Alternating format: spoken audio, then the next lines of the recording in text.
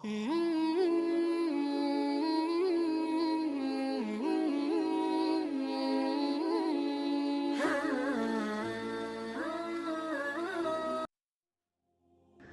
الله والحمد لله والصلاة والسلام على رسول الله صلى الله عليه و سلم.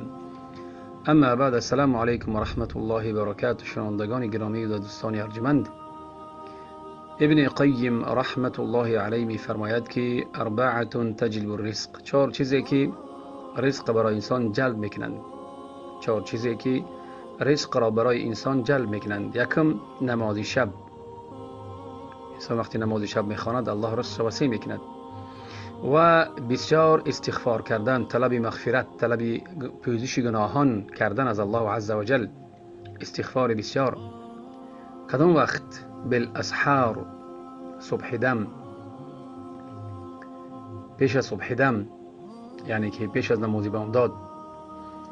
و یعنی که انسان خود را آمیخته میکند به چی؟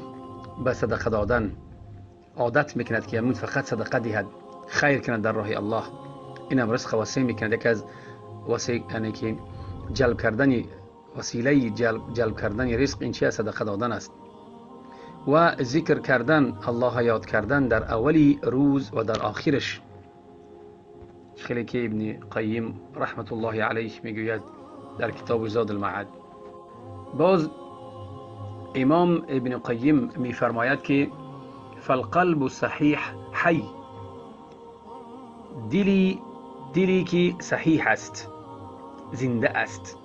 دلی صحیح، دلی سالم زنده است. هنگامی که به او زشتی‌ها، به همون دل زشتی‌ها پیشکش می شوند، یا که به همون دل روبرو به زشتی‌ها می شود، از همون زشتی‌ها نفرت می برد، به همون طبیعتش نفرت می برد، دور می شود. همون دلی سالم و صحیح به طبیعتش از زشتی‌ها دور می شود. و ابغضها ولم یلتفت الیها، و همون زشتی‌ها را بد می بیند. همون دلی صحیح و سالم زشتی‌ها را بد می بیند، به همون زشتی‌ها میل نمی کند، روی نمی گرداند. برای انسان دلی صحیح که داشته باشد از زشتی‌ها دور است. کتابش اغاثة اللهفان.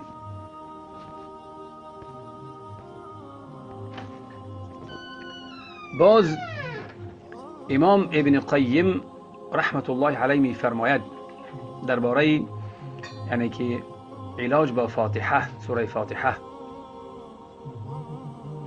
میگوید که اگر که انسان، یا اگر که بنده مؤمن خود را با فاتحه گویم که علاج کند، یا طبابت کند، یا با فاتحه داروگی کند خودش، میگوید امام ابن قیم که اگر با فاتحه خود را طبابت کند، پس میبیند بسیار تأثیر بزرگی و عجیبی که الله برای او به سبب سوره فاتحه شفا میدهد. که سوره فاتحه سبب برای شفا است. میگوید که در مکه یک مدتی ایستادم، پس بیمار شدم، روبرو به بیماری، یا که به بیماری گرفتار شدم، و نیافتم طبیبی را یا که داروی را که نفس خود را معالجه کنم. پس نفس خود را معالجه می کردم به چی؟ به سوره فاتحه. پس می دیدم که سوره فاتحه چه تأثیری بزرگی و عجیبی دارد. پس همین فاتحه را به دیگران وصف می دادم که به همین فاتحه خود را چی؟